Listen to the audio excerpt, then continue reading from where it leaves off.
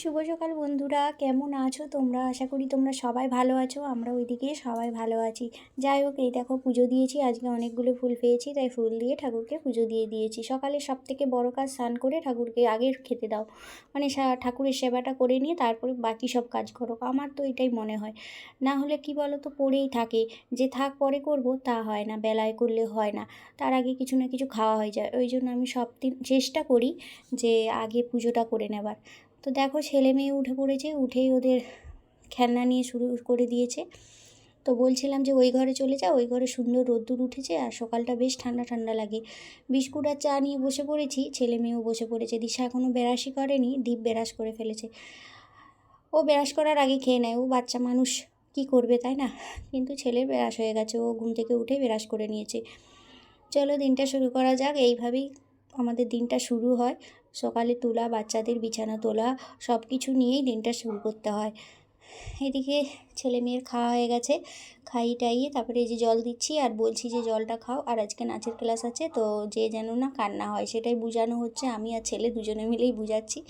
আবার লোক দেখিয়েছি কিন্ডার জয় দেবো, সেই জন্য ছেলে যেন আমার থেকেও একটু বেশিই বোঝাচ্ছে।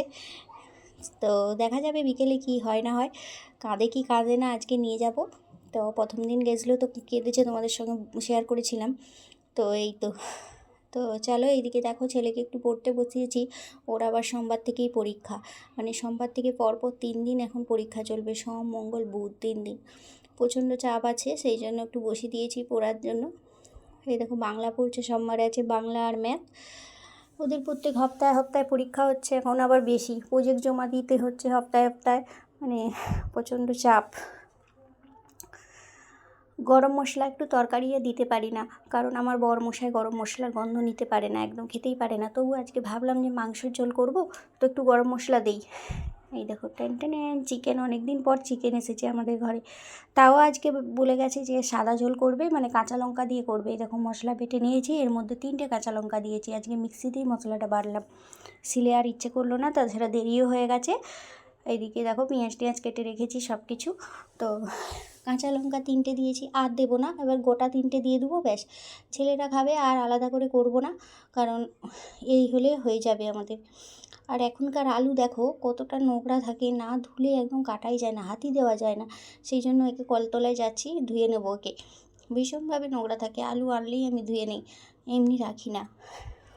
ওইদিকে দেখো আখের রস এসছে, এরা খাবে বলে ছুটে গেছে। তো দিস খায় জানো, কিন্তু দিশাও গেছে, দেখো না। দিশা, তুমি ওখানে কি করছো?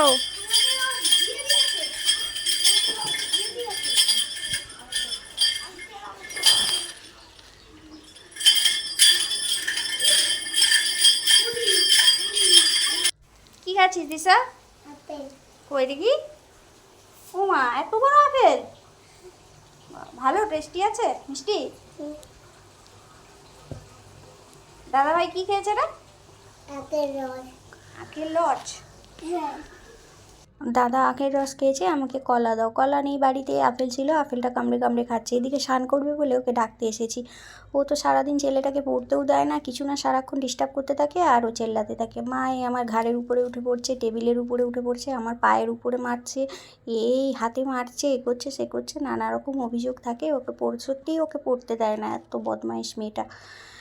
দীপ উপরে গেছিলো, উপরে কাকিমা দেখো কটা কুল ছিল পাঠিয়ে দিয়েছে আমার জন্য। তো ওটাই দিশা একটা নিয়ে স্কুলে খেতে খেতে যাচ্ছে। জানি আজকে স্কুল হবে না, তো স্কুলে আন্টি ফোন করলো যে পাঠিয়ে দাও, আজকে স্কুল হচ্ছে।